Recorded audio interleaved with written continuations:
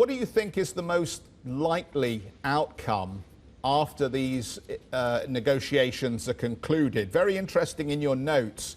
You talk about a high probability of a grand coalition again, a two-party arrangement at the national level. Where do you think the talks then likely fall down?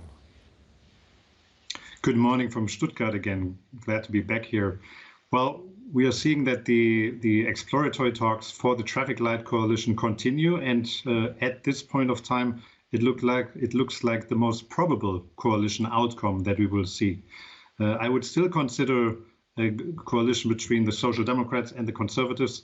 That's a fallback option if these traffic light coalition talks may falter, which we don't know at this point. We are at a very novel situation here in Germany, for German politics at least, given that there has never been such a coalition before on the national level.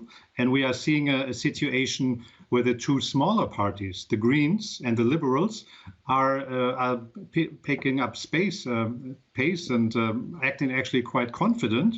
Together they have more votes than the Social Democrats. So it's quite a dynamic coalition negotiations. And all parties are somewhat acting very carefully because they know if they enter such a coalition, they will have to demonstrate to all of their voters to stay in line of credibility, because the differences between the parties are quite big.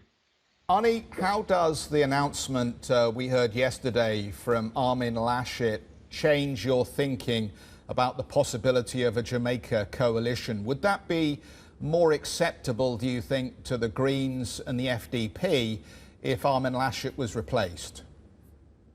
I think his announcement actually made the Jamaica coalition close to impossible. And the reason for that is a conservative fight within the party.